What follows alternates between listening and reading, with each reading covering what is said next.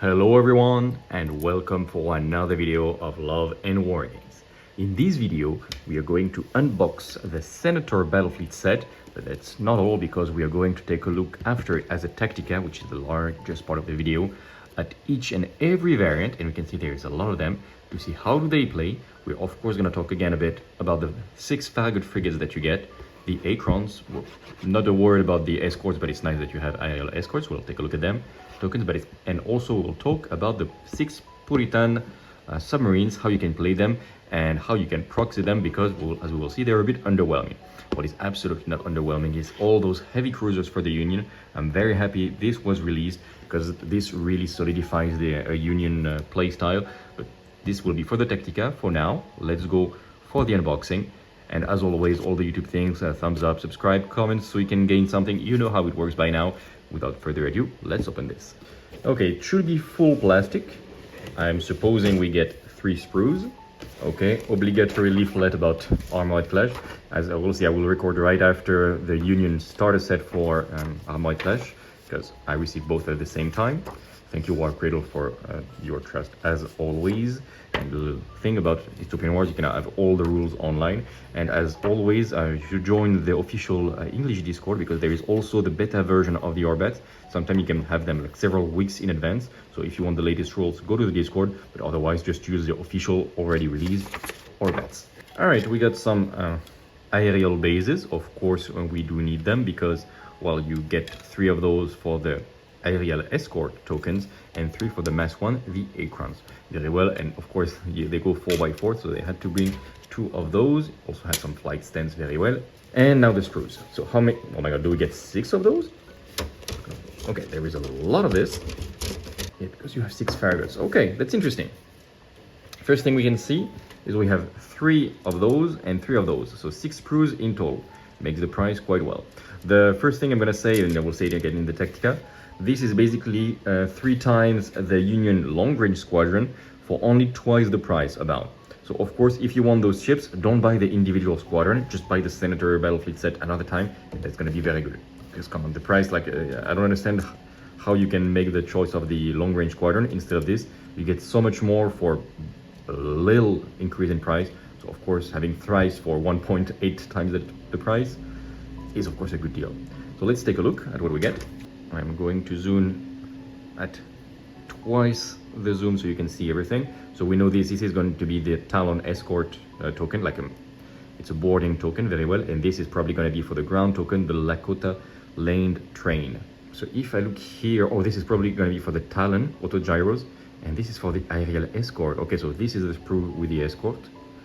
Can we see it? Oh, is this a Union ground, like a surface escort tokens? Guys, I'm not crazy, right? This is an escort token of the Union. It's not at all a Springfield. I got this. Could this be the escort sprue? I'm not crazy. Like, we don't have escort tokens there. No? Okay. Well, it's a happy surprise where they did manage to get another Union escort right there. That's actually brilliant, because then you're gonna have surface escorts, you're gonna have aerial escort. I just need to make sure that it's on this sprue. But yeah, it's really something that you will enjoy a lot. Wow. You get, oh, this is for all my Union players, 1 electro cannon battery, 2 and 3, which means in this box you get 9 of those. Oh my god, this is the pipe work fleet. This, for those who don't play Union, we have been absolutely starved for this type of electro cannon batteries, and now we have so many of them. I'm very happy. We can see the land train. Okay, there is the Lakota. We have the first one here, the locomotive. Oh, it's so cute like this. Like, I don't know if you can see my nail. Like, it's very, very small. Cannot wait to open this, but this is going to be for another video, the full resin kit for Armored Clash. Yeah, when we can see some more of them. Okay, you can make quite a few landing tokens. This is so cute. So this is the New Haven garrison. This is the McHenry fire base. I would like not to leave before I see the aerial escort. Is it this? And if you can see, it looks kind of like Zeppelin E in the center. So it absolutely could be this. When we receive it early, unfortunately, we don't have the building instructions yet. Yeah, this looks like the auto gyro, and then this means it's the aerial escort. But okay, this is really like a support sprue through and through. You do have some Puritan submarines, like 1 there, or could be 2 actually. Yeah, just a few of them there. and that's good, but it's like mostly a support sprue of everything you ever need.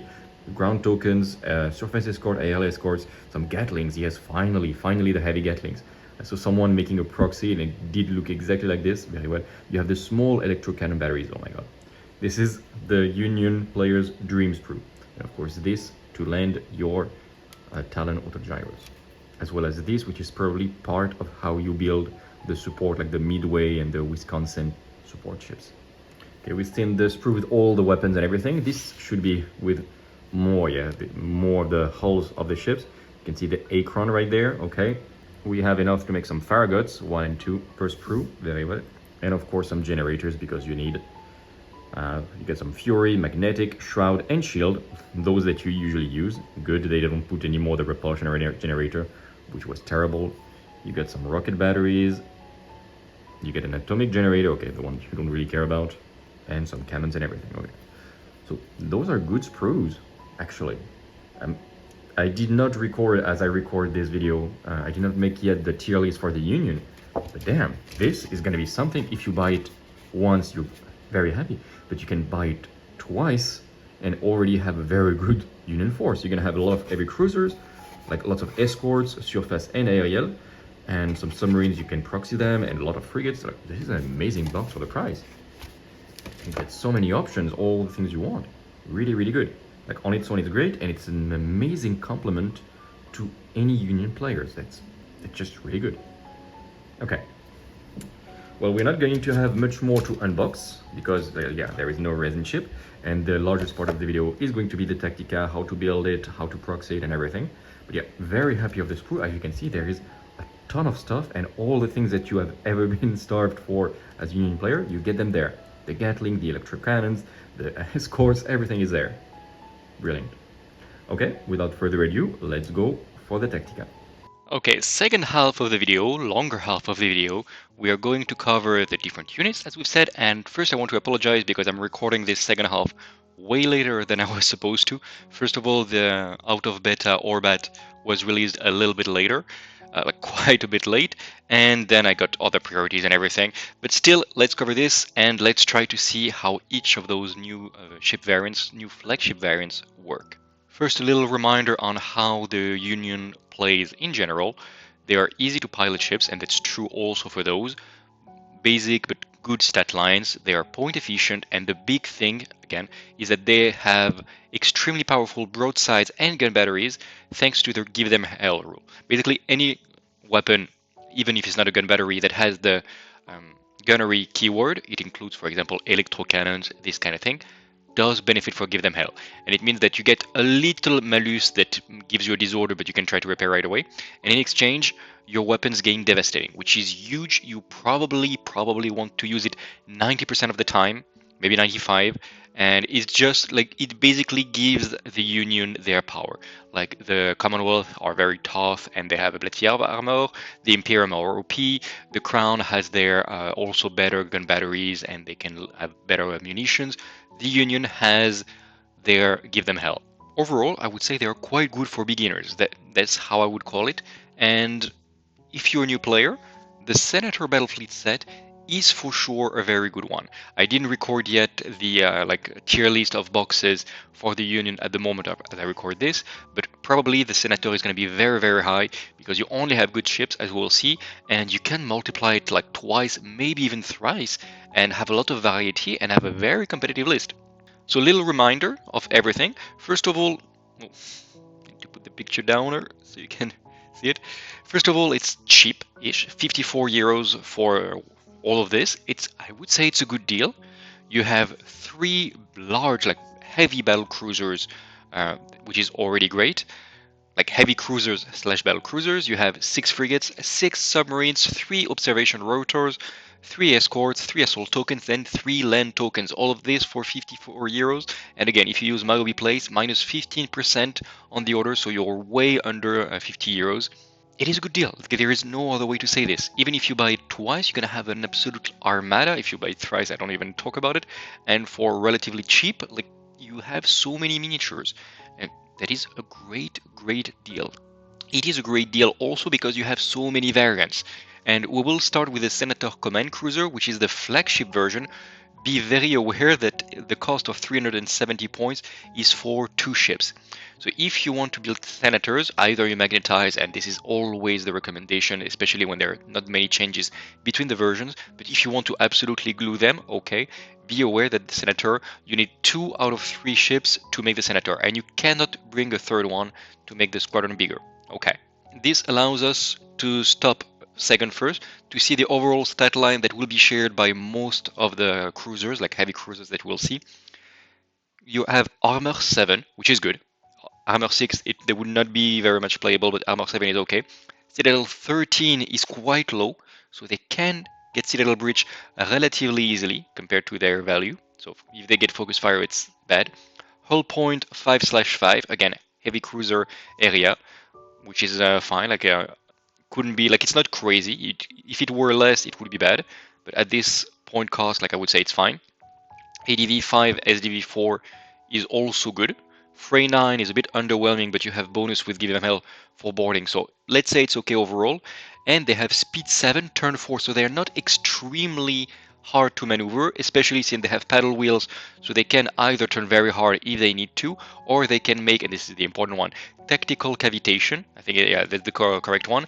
Tactical cavitation means that you basically double your drift and you get a little bit less speed, but there is no other concession to do except just using a bit of your movement to keep going forward.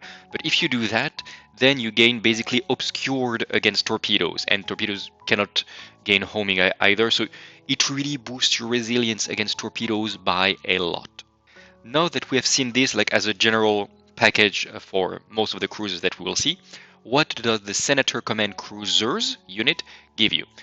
First of all, first thing to say, if you buy this, it's going to be a big priority target for your opponent. You have a lot of good rules, and if he destroys it, he gains points, victory points, your opponent, because he killed a flagship, and also he killed a unit. So it's basically jackpot if he does manage to destroy both of the models. So if you have only one left crippled, maybe stay hidden. The default weaponry is where the Senator is very good. Like, it's more expensive than the others, but you're basically full Gatling. You have a heavy, like, Chesapeake Gatling battery to the front, another one to the rear, and one on Chesapeake Gatling gun on each side. That is very good. Like, basically, if the enemy arrives at point blank, he's gonna die. And the role of the Senator, apparently, it's said in the fluff, and it's also expressed by the entire specialist rule, it is to hunt enemy aerial units. There might be a little bit less aerial units now, since they cannot capture most of the objectives anymore. But Gatlings are only efficient at point blank. Gatling gun cannot shoot further, and the Chesapeake Gatling battery are very underwhelming at closing range. But if you arrive at point blank and you shoot at something that is an aerial unit, you're going to absolutely obliterate it. Like, I mean, 8/6, it's gonna be something like 14 hits, and you're gonna have sustain plus fusillade. So what does that mean? It means absolutely full reroll of both blues and the blanks, and you're gonna have devastating on top, because of course you're gonna use Give Them Hell. This, like a single ship of a Senator, is going to obliterate any aerial unit, which are usually more fragile, at point blank, like no questions asked. And if both of them shoot at the same target, like, I mean, there is nothing that will survive this absolute insane barrage. But for 370 points, might as well be good at its main job. Each of them brings also Flag Barrage 6, so Flag Barrage 12 amongst both of them is quite okay. And they also give Command Code, which allows you to gain a full reroll once per round, actually. And again, this is a big boost. Long range support, we'll see it later, but basically it boosts your boarding and your boarding and your Akrons, boarding through the helicopters, which I completely forgot the name of, but yeah, the boarding helicopters that we'll see a little bit later, it boosts them. We'll talk about this a little bit later. It also have an inbuilt shield generator, so against torpedoes it's not so great, but if it's against torpedoes, maybe you will have tactical cavitation before. And against most of the other weapons, the shield is going to be quite convenient, because you are -3, -3 dice, always good. Overall, is it the best of all the variants? No. If you only start Union by buying like twice the Senator Battlefleet set, you will need one Senator Command Cruiser, and you will not be upset with it. It's just like there are others that seem easier to use, because the Senator pays by default all the Chesapeake Gatling weapons that are expensive.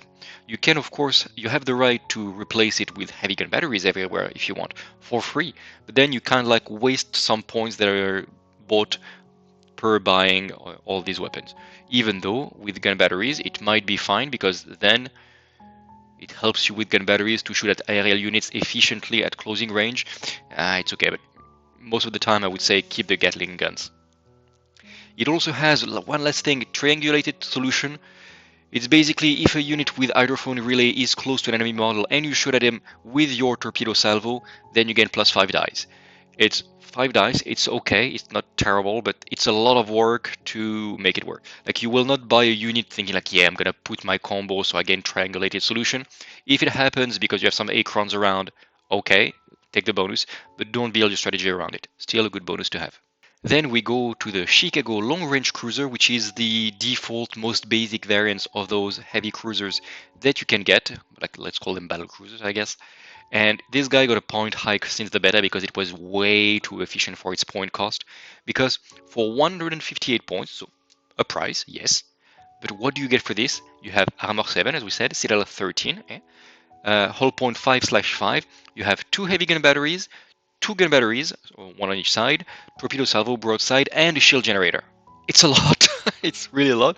And tactical cavitation gives them hell, we know.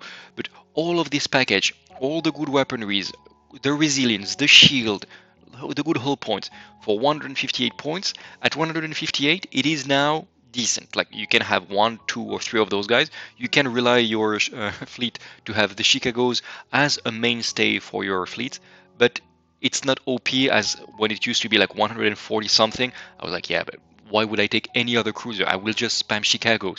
They're just too efficient points wise. And now they are efficient points wise. They are probably one of the best bread and butter ship for the unit. I mean, they have the Yorktown, which is still much cheaper, but much less everything, basically. Maybe easier to use, the Yorktown. They have the Lexingtons. They have a side roll now with heavy broadsides, while the Chicago only has basic broadsides. But overall, I would be very happy if someone gives me a list to play and there is, I don't know, 3 Chicagos. Very happy with this. 1 pack of 3 Chicagos, which you can build. Like if you buy a second pack of Senator Battlefleets, maybe build 3 Chicagos and have fun, because this is a very good core for any Union list. The Midway heavy landing ship used to be much cheaper than this and was absolutely OP because it's basically a Chicago which gives up the rear heavy gun battery, okay, and in exchange it gains landing vessel, heavy lander, which basically allows it to drop troops on islands, so very good for objectives. Landing vessels gives them +2 to the fray of every ship until the time when you drop your ships, because the almanac was released like yesterday while I record this video, so now I can tell you that this is a very good boarding ship as well. And on top of that, it gains bombardment on its gunnery weapon. So yes, you have heavy gun battery to the front, 2 gun batteries that can shoot to the front as well, and all of them reroll blanks against ground units, okay, and surface units, most of the enemy fleet. For 144 points, which is 14 points cheaper than a Chicago, when do you not take the Midway? Well, if you want something tough, because as you can see, it does not have a shield generator. Oof. But still, when it was cheaper, it was like way too, like at some points, the hull points and the firepower for the cost was just way too insane. And I don't mind the Union being OP compared to the Imperium or the Covenant, but it was too much. Now I would say it's at the good price. It is vulnerable because, again, Armor 7, Citadel 13, and only 10 hull points overall. It can die without a shield, for sure, but it's a very good front line, like first wave. Like you throw it fast, if there is an enemy ship, board it. If there is enemies already on the ground, make a bombardment and clean the island. Drop your troops, and then you have a ship that did his job and will stay near the island, probably with contra-rotation and then tactical cavitation to stay around and hold the line. The thing that makes it really insane is that even one single Midway ship is mass 3, and with the heavy lander rule, it doubles the number of ground assault tokens, so the little trains that you have these, and a single Midway is going to drop 6 ground assault tokens on any island. So if you have a squad of 3 of those, then it's going to be 18, which is like nobody is taking back the island after this. It is absolutely insane, and I would recommend in your union composition, whatever the rest of your list is, always have in your collection, and maybe in your list if you go to a tournament, always have one Midway heavy landing ship. It's cheap, it's good brawler in the middle of the table. It's not super tanky, but it's good against any surface ship. It's good at boarding. It can do the objectives. It can capture islands. It does everything. And of course, with bombardment, you're gonna use give them hell, because the rule of thumb with give them hell is that the more rerolls you have, the stronger your give them hell is gonna be. So rerolling blank, it's already good. Not as insane as full rerolls from the Gatling with the scene of the Senator, but still very good. Midways, always be sure you can have at least one in your list when needed. We continue with the Nashville, and the interesting thing with the Nashville is that it can be part of the Honorable Eclipse Company, which usually is mostly composed of aerial units, like almost entirely. There are a couple other things like the Valiant Destroyers, but this guy can be part of the Honorable Eclipse Company, which I guess was needed because you do need ships to be able to capture objectives, especially with the new rules that force you to use surface or skimming in order to capture some stuff, some objectives. So it wouldn't be possible to play full Eclipse Company if you had literally no ways in your list to safely hold objectives. So this is what you get for it. What do they get? Well, since they are kind of like purpose made to go alongside an air fleet, they do get the field repair platform, which I put there. Anytime a Mass 1 model with aerial trait is destroyed with a 7, they get basically a 5+ field no pain, and if you make a counter or a heavy counter, they survive, which is very, very good. If you have a whole armada of, I don't know, Mass 1 such as Akrons or Bogotas, even better, you know how strong it was. Where we made a full aerial battle reports where you've seen the Destiny getting the armada of Bogotas around, and it makes them so tough. Like you can shoot them and kill them 3 times over. Ah, but no, I make a little roll. It's still there with 1 whole point left. It is an insane rule, and if you play full Honorable Eclipse Company, I would say 1 or 2, maybe even 3 Nashvilles spread out to cover and give this aura to your entire fleet is gonna be great. On top of that, it has Advanced Repair Facilities 3, so you're gonna roll at the end of your activation 6 dice, and not only you can repair yourself if you did give them hell, but you can give back hull points and remove disorders all around you. So again, extremely good utility. Like Advanced Repair Facility 3 on a Mass 3 ship is brilliant. You also get long range support, which I didn't include there, but basically it's what I said. You boost the boarding actions of other. I will remember these helicopters at some point. Anyway, you do still boost this and the Akrons. You also boost the Akrons that are incorporated into units. Again, if you play HEC, very good for you. And overall, it's just a good tough ship for 149 points. Last thing but not least, if you play it in a normal Union fleet, so not HEC because they don't have surface ships, flagships, you can attach the Nashville to any other ship. Of course, you can attach it to, I don't know, aircraft carrier to repair it with ARF, but the thing that makes it very good, you can actually attach it to, I don't know, a Constitution, for example, link all their firepower together, and if the Constitution, which wants to give them hell every turn, does start to pile up disorder or gets damage, the Nashville can repair himself and the Constitution, and maybe give a whole point back to the Constitution. And those who know, like Constitution is like 8/6 with a shield generator, every whole point back on the Constitution is worth a lot of money. So overall, absolutely love the Nashville. Having one in your list might be mandatory. Like you will see, like every variant is good, which is why I say you can buy this box 2 times, 3 times. Everything is points efficient, fulfills the role, and I'm overall extremely happy with the Senator release. Next one is one that was talked about quite a bit. It's the Philadelphia Heavy Hard Cruiser. Why do I call everything long range? I don't know. The Philadelphia is the most expensive variant with 168 points out. It does not have a shield generator, so very much the most glass cannon version of all of those that you can see. It can be part of the Pipeworks fleets, and I don't think you play the Philadelphia if you don't play a Pipeworks fleet, which is led probably by a Mexico, to have all the heavy electric cannons you can get. What it does get is basically all the weapons, the 2 main batteries and the 2 small on the sides, are replaced with electro versions.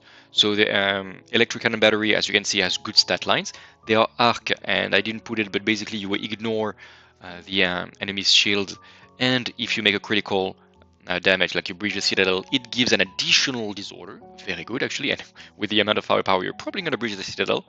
It has an arc generator, so you have +1 to your speed. So you're actually, as long as you have generator, you are speed 8 instead of speed 7. And you can have a lightning strike, which is an 8 dice attack at closing range, which is basically another free attack, though it gives you disorder as well. So maybe have a Nashville around ready to repair you, or just trust in your dice because you have 3 dice, you are mass 3. Be careful that this one specifically has temperamental design, which means you cannot make jury-rigged repairs and you need 2 success on himself when he himself rules to remove critical markers. Repairs using IAF, like Advanced Repairs Facilities, ignore this. So again, very good to have a Nashville around. But be careful, if you have a generator of line, you cannot jury-rig this, and it's going to be very hard to remove it if you don't have a ship around. And you do want your arc generator to be faster and get an extra attack. What do you get in exchange of all of this? Well, you have Inductorium, you have extra dice. It's this rule that, if you remember, it's good. But the most important one is the heavy electro cannon battery, which is 7.4 at long range. So it's quite good, like much better than a normal gun battery, heavy gun battery at long range. It's arc as well, so it's boosted, of course. Basically, almost as good, like 1 less in lead and 1 more in support at closing range, and it becomes absolutely insane at point blank range. So it's a ship that is good at all range. If you're at point blank, he loves it, and plus he makes the arc generator attack as well, the lightning strike, and then it starts to shoot also with the electro cannon battery, which is great. But it can really fight against aerial units, for example, because if you shoot at them with arc at 7.4, let me tell you, they're not gonna appreciate it at all. Last but not least, I said that you want to play it in Pipeworks because this is okay stat lines as we've seen. It's a bit better than the normal battle cruiser that you've seen, like the Chicago, but it's considerably more expensive. So yes, it's a little boost, but you don't have the shield, etc. You're like, I don't really like it. But if you play it in Pipesworks fleets, then all your electro weapons, electro battery, heavy electro cannon battery, gain sustained.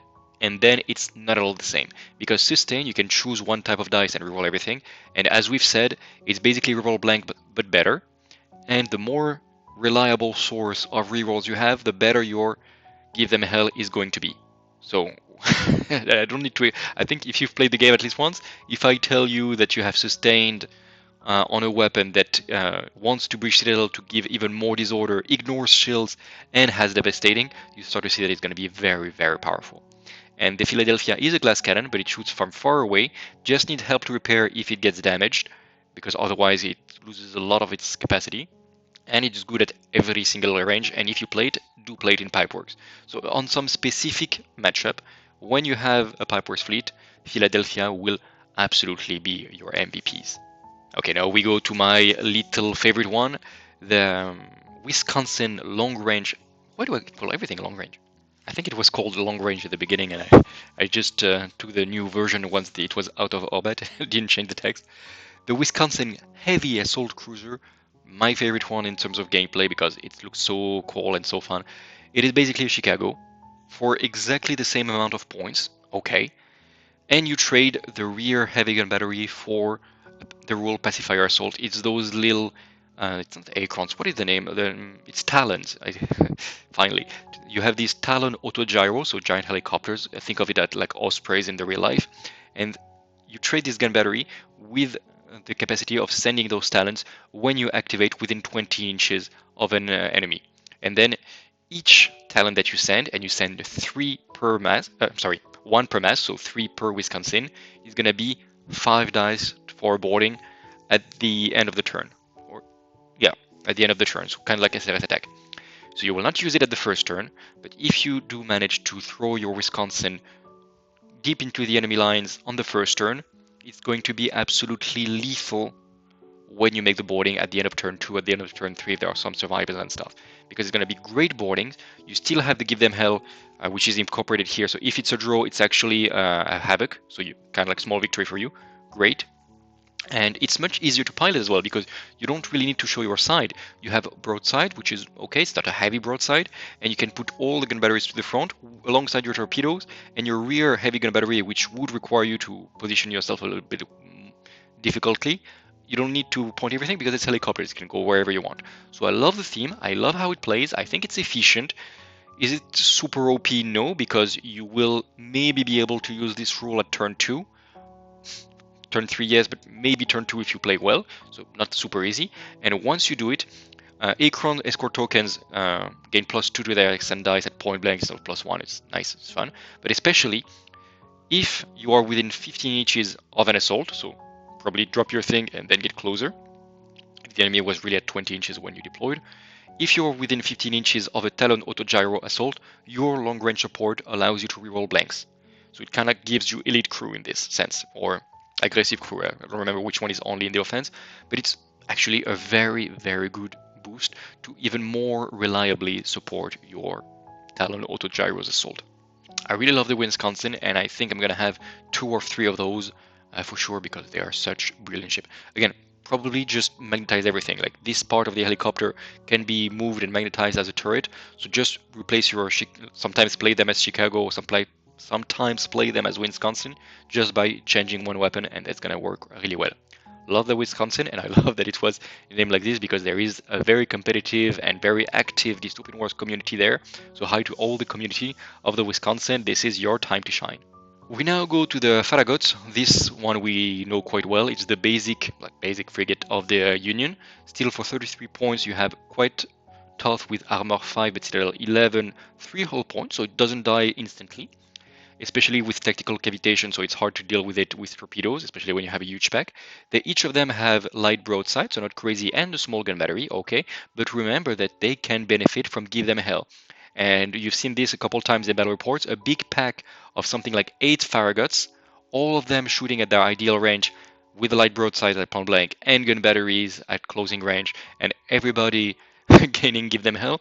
It can annihilate even Mass 3 Russian tough battleships. Like you have seen this in previous battle reports. Those underestimate the Farraguts at your peril. And on top of that, they have spare torpedo launcher, which is not great, but just even without the torpedoes, they would already be very good. And with the torpedoes on top, like I mean, they're insane. Like they're extremely, extremely good. Plus, they have the flash lamps. The weakness of Mass 1 is usually it's hard to spread them out because they need to be within 4 inches and then you get a blast and many of them die. With the flash lamps you can spread them not 4 inches but 5 inches from each other. So if you go on a flank and you really spread them out because they have a lot of movement, you're like, I don't care much if they are spread out, well then it's much harder for your opponent to drop a good blast template. Overall, extremely good. Like a pack of 6, a pack of 8, or 2 packs of 8 are always going to be like very efficient ships for sure. We continue with the 3 Akron observation rotors that you have. Quite some changes there. It's still extremely cheap. I think it's the cheapest model in the game at 22 points per model. I do believe, like maybe I'm mistaken and tell me in the comments if I'm wrong, but I do believe it's the cheapest right now. You can make a pack of up to 8 of them. Extremely fragile. Like I mean, they have only 2 hull points at armor 4, so just 8 hits and it's gone. You don't even need to breach the citadel. What it has, you can use the models as an escort tokens. If you have only 3, probably that's what I would recommend, except if you want a very cheap activation. But otherwise, like, yeah, this is a very cheap ship. The weapons changed because it shared some weapons and then you couldn't modify the Akrons without modifying the other units. It was difficult. Now it has a unique weapon. Only him has the Chase rocket pod. It's actually good. It's actually good. At closing range, and point blank is the same, but at closing range you shoot at 4-3. So it means a pack of 8 of them is going to have a ton of firepower, especially when you consider it has focus fire aerial, so +2 dice and rolling blanks. So a pack of 8 Akron, which is, yes, fragile, but maybe can have a 5+ feel no pain thanks to being near to a ship like a Nashville with a field repair platform. A little combo to keep in mind. Is going to do so much damage. It has Vanguard as well. It has speed of 12. It's extremely fast. Hydrophone relay, so you can trigger the +5 torpedoes if needed. It has also AWACS, which gives actually extreme range and homing to any target within 20 inches of an Akron unit. So if you have a lot of rocket batteries, this is going to make them more reliable and shoot from further away. So again, extremely good. And the only thing is that the aerial weapons are limited. To show that it's a small ship, the aerial weapons, the chase rocket pods, are limited. So maybe either you have some, what is the name? Either you have some logistical support around. It's not logistical support, it's like supply depot around to refill this. Either you're like, okay, they're so cheap, like if they shoot just once and kill something, they already kind of pay themselves back. Do note that if there is only one Akron left in the unit, the whole unit is removed, and you can put an Akron token anywhere, like on the mat, and he gains an Akron escort token, which is actually super efficient. There is no limit of range, and you can even put it on a unit that is not supposed to be able to have an Akron escort token first. Overall, I really like the Akron now. It used to be overshadowed by the Bogota, which scaled better, but now, yes, it has limited weapon, but it's a very good trade piece with a lot of utility, with hydrophone relay a little bit, with AWACS a lot, and even the escort duty then. Vanguard, Minesweeper as well. Like Minesweeper plus Vanguard is a combo made in heaven. I really, really love this, and I think that you should be able to have it in your list. At least consider having some Acrons every time in every list that you make. New unit, the Puritan RS-11 Automata Submarine, and this is actually a super interesting one. It used to be terrible, like probably the worst unit in the game with the previous weapon, because the Sperry torpedo launcher was linked with the Akron that we've seen, and it was not working very well together. So it got a rework, and now it is something that you can maybe want to play by itself. You pay 28 points per model, so cheap, quite cheap. Also, it is extremely fragile as well. Armor 4, 2 hull points, okay. But it's a submarine, so you're obscured most of the time. Yeah, great. Acceptable attrition, so you don't give victory points. That is actually good. You put a mine per unit, not per model, but per unit. Okay. Mechanical soul, you're fine. Like, you're not good in boarding, but you don't care much about disorder. Okay, sure. The main thing why you buy it, there are two things. First of all, it has Silent Stalker, which means it can be deployed at the same time as Vanguard moves, so at the very end of the entire deployment phase for anywhere you want. So it's quite good. And the torpedo attack, so his only attack is going to get homing. So yes, it's 4-2, which is not great at all. But if you start to have a pack of 6 of them, it starts to be reasonable. Like, it starts to be a good attack, especially with homing. Okay. And the thing that makes it interesting is this auto-destruct sequence. It's a valor effect, and you need to have a good card with this. Probably you're going to have valorous conduct if you do this. It's a good one. Make sure your enemy doesn't cancel this, but if you do, you're just going to swarm the enemy. You're going to shoot, and anytime in the activation, so once you have finished shooting, you will self-destruct. Every model is going to die, and every enemy model, not friendly model, only enemy models within 2 inches of the Puritan is going to take a point of damage. So it's not like it's not insane. It's fun gimmick, but if your enemy has a very tough battleship that is almost unbreakable, like if it is an Akita battleship with crazy citadel, crazy armor, it has a shield, it has a great wall generator, how to damage it? Well, just send 6 Puritans next to him, shoot first turn with homing, do some damage left and right, and then 6 points of damage on an Akita. Let me tell you that those guys paid for themselves back already. Yes, they're a little bit hard to play, but they're not extremely competitive. But Silent Stalker, okay attack, and the threat of auto-destruct plus a little mine and acceptable attrition.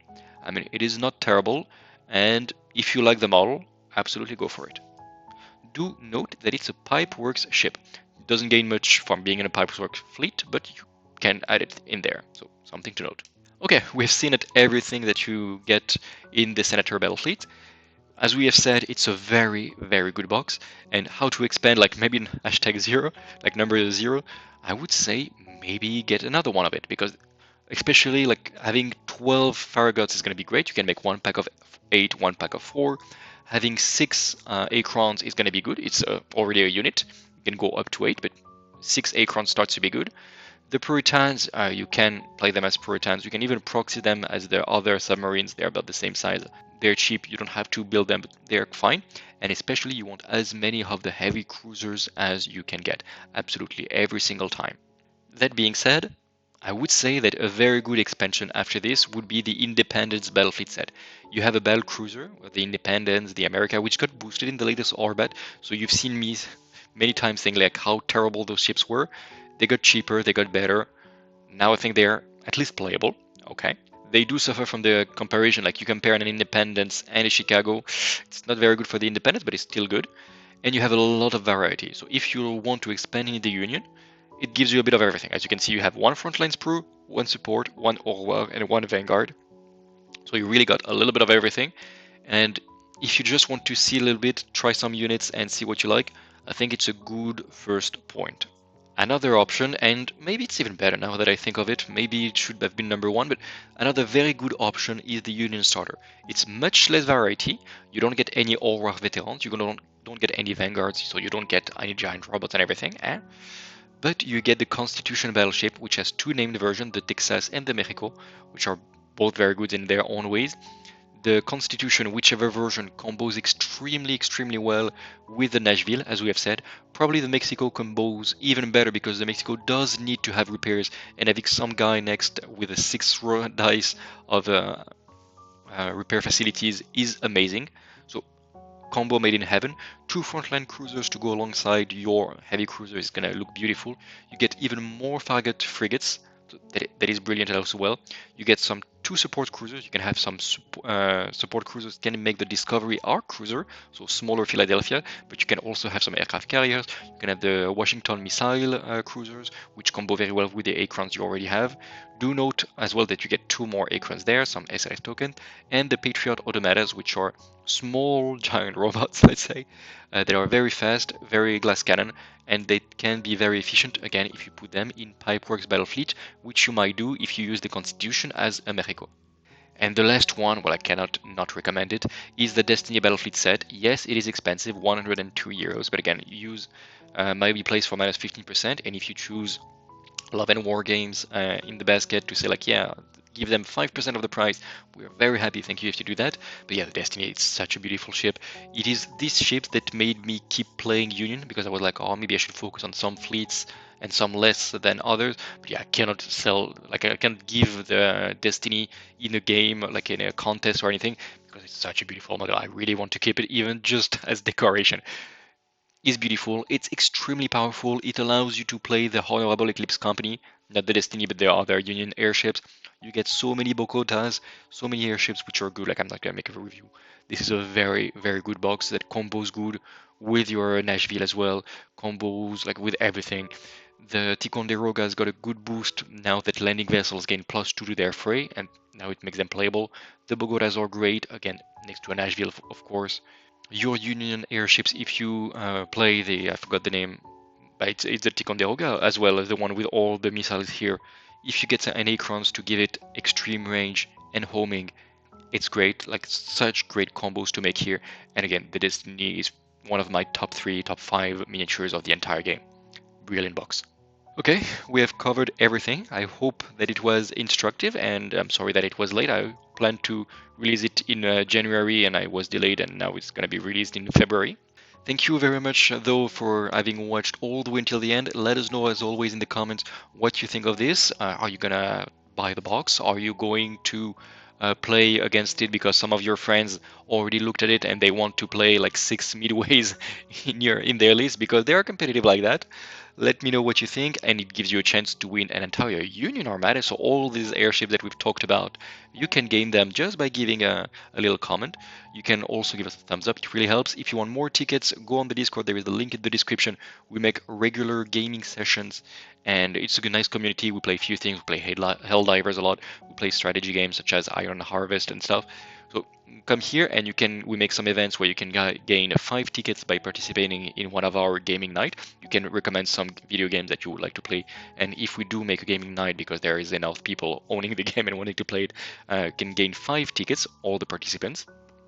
Subscribe, share, all the YouTube things, you know how it works. Again, thank you very much. Expect to see the Senator soon on the table, soonish, as soon as I can get people around the gaming table again. Until the next video, take care of yourself, guys, and remember to keep things fair in love and war games. Bye!